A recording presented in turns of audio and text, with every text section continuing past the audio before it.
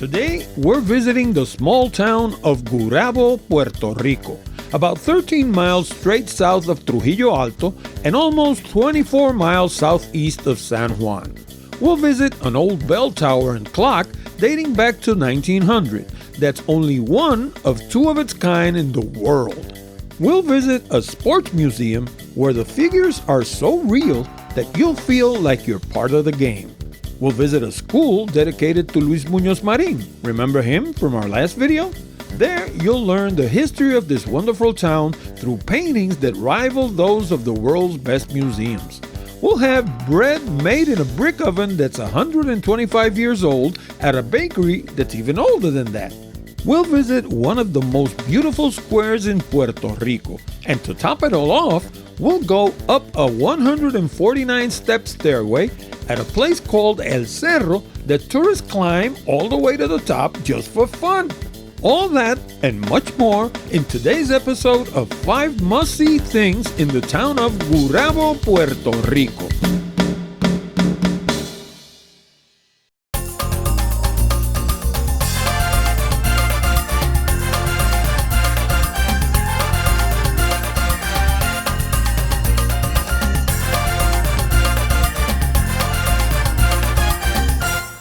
Hi, my name is Orlando, for Puerto Rico by GPS.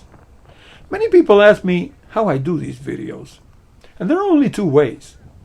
The first way is what most people do. They visit each place on their own, and then they produce a video telling you all about their experience.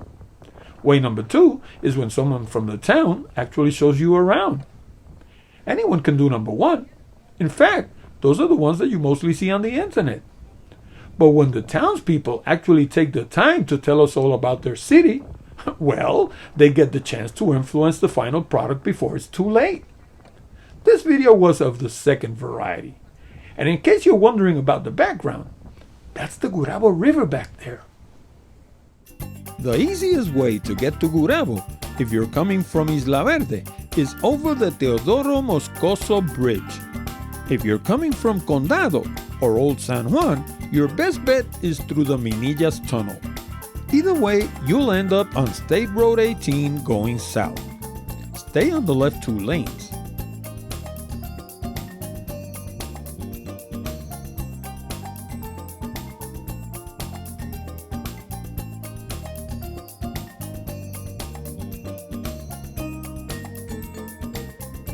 After a few miles, you'll take the exit towards Toll Road 52, also going south. And here's a short Spanish lesson to make your life easier. The word norte means north in Spanish. That's pretty easy. Sur means south. Este means east. And oeste means west. Of the 4, I find oeste the less intuitive. In any case, you're going to stay on this road for a while until you find exit 14 on your right.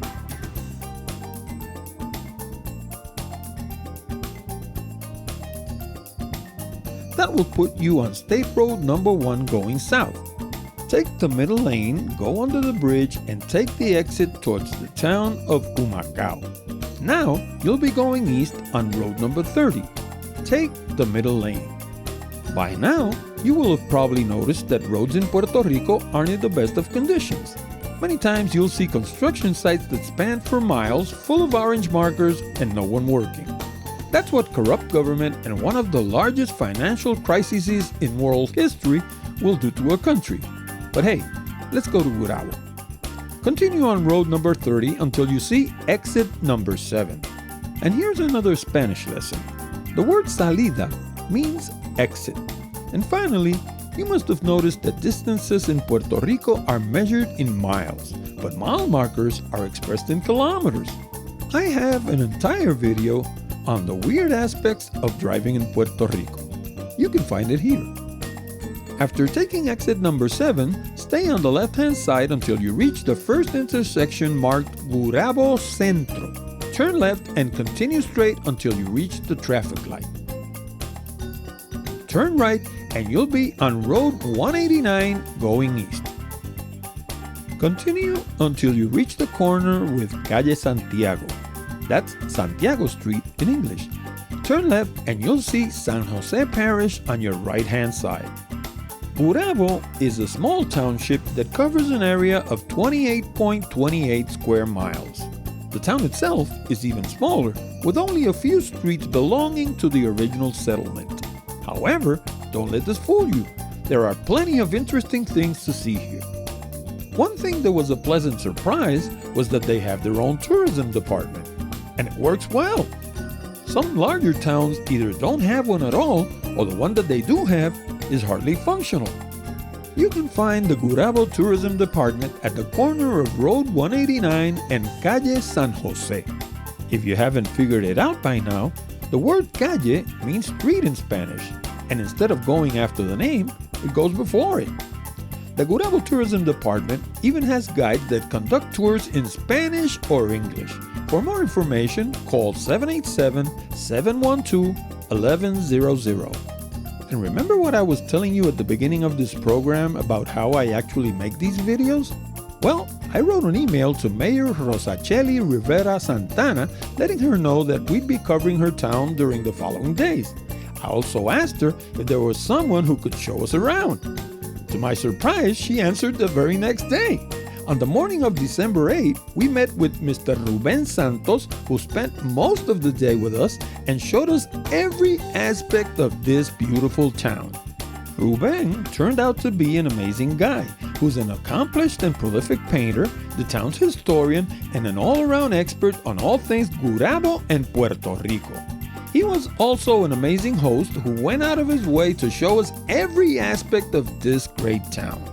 The history of Gurabo goes back to the 17th century, when a group of Spanish settlers established themselves between the Gurabo and Loíza rivers. Rio Grande de Loíza, that is. Later on, a group of them migrated east across the Gurabo River to a hill called El Piñal, where they built the Dulce Nombre de Jesús Chapel. However, the area was too sensitive to hurricanes, and in 1770, it was abandoned. The original settlers moved back across the Gurabo River to a place called Barrero, and they established the town of Caguas, which we will cover in a later video. Others remained at El Piñal, which became the town of Gurabo in 1814. In 1822, they erected the San Jose Parish. We were unable to see the interior of the parish because it is presently under renovation after 200 years of continuous operation. One thing that did catch my eye was the nativity scene in front of the parish and the fact that the baby Jesus had been abducted. Come on, guys. Have we really gone that low? Just put it back. It hardly has any monetary value, and it's Christmas. Or at least it was at the time that we shot the video. Our first stop was in front of the original City Hall, built in 1854. Back then, it was known as La Casa del Rey, and it represented Spanish rule on the island. Atop the building is a bell tower with an antique French clock built in 1900. The clock is one of a pair that were installed at the city halls of Gurabo and Viejas. Viejas is an island municipality to the east of the main island that we'll visit in a later video. The clock is a tower model created by French clockmaker J. Burret, which was finally installed in 1910. It actually works, albeit it was a little ahead when we got there. According to Rubén, there's a clock keeper that calibrates it every 8 days. People from different parts of the world have come to see the clock as it is one of only 2 ever built. Like most towns in Puerto Rico, the church is built on one side of the square with the altar facing east. However, City Hall, instead of being at the opposite side of the square, is actually across Santiago Street. Right next to the old City Hall building is the Gurabo Sports Museum, one of 2 that we have in Puerto Rico. Rubén was quick to point out that the quality of the polyurethane figures at the Gurabo Museum is way superior to the ones at its Guaynabo counterpart. Guaynabo is a town west of San Juan that we'll visit in a later video. Our guide inside the museum was Mr. David Calderon Alvarez, who could easily be a radio announcer because he has the voice, as they say in the biz. The fact that he knew each athlete to the last detail didn't hurt either. The building Where the Gurabo Sports Museum is today was originally a lodge.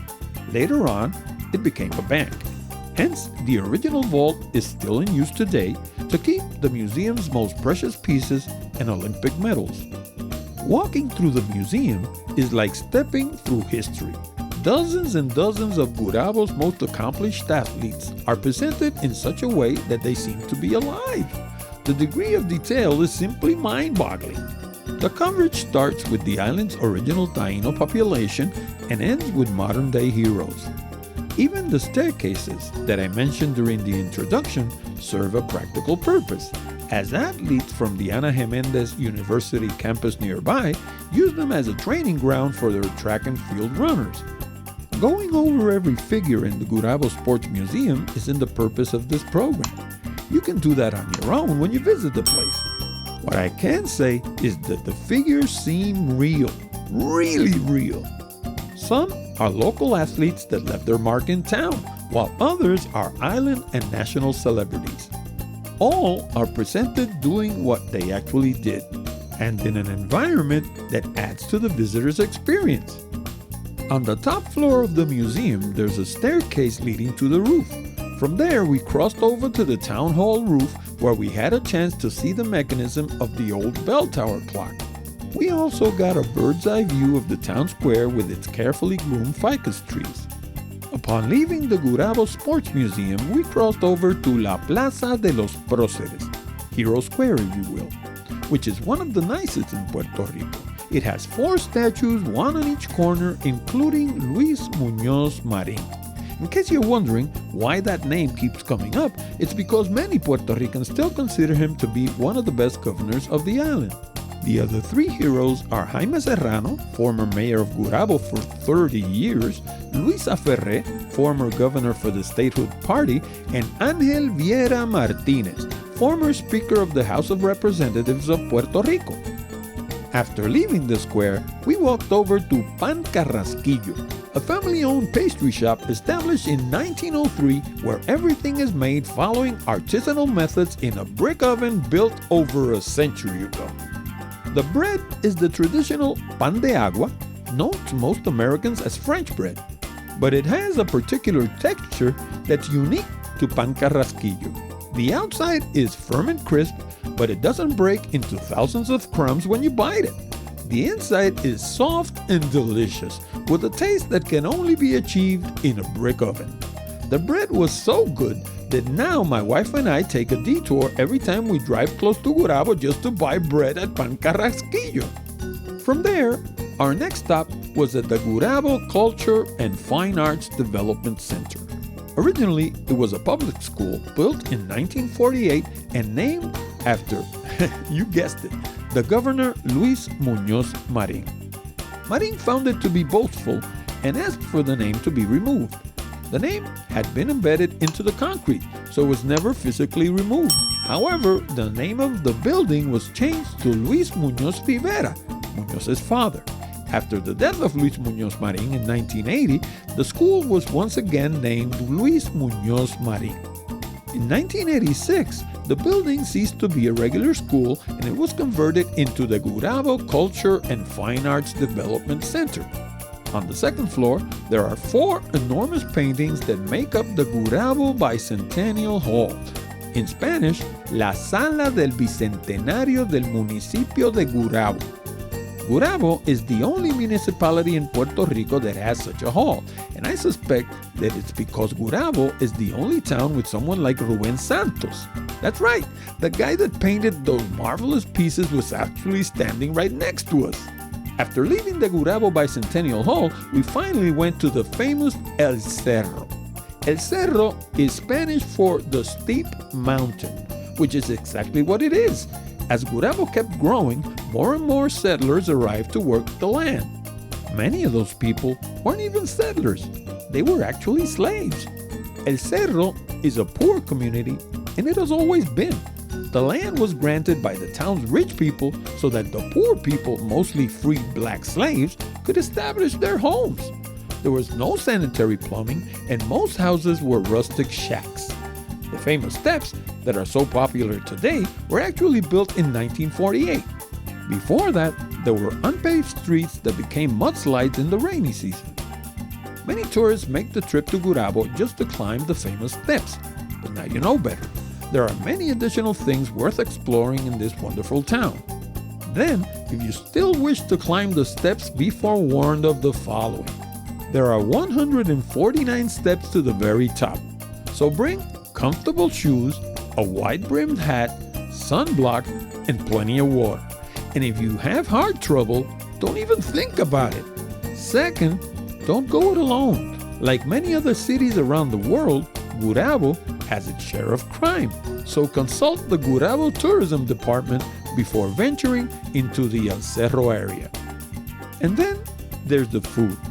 There are many great places to eat in the area, but I just want to mention Vieja Mesa, a small family-owned restaurant offering traditional Puerto Rican food with a nouveau cuisine twist. We went there after a day of exploration and it was fantastic. I had an octopus salad with plantain fritters that was to die for. The coordinates and telephone numbers are on screen. If you like this video and you plan to visit Puerto Rico and the town of Gurabo in the near future, you'll find ample information on the right-hand column of our website. You can also book flights, hotels, and car rentals at great prices. Or if you're watching this video on YouTube, you'll find that same information in the video description below. And yes, they're affiliate links. That means that I make a small commission while you pay exactly the same amount that you'd pay anywhere else. That way, you'll get to return the favor without spending an extra dime. For Puerto Rico by GPS, this is Orlando Mergado. See you next time.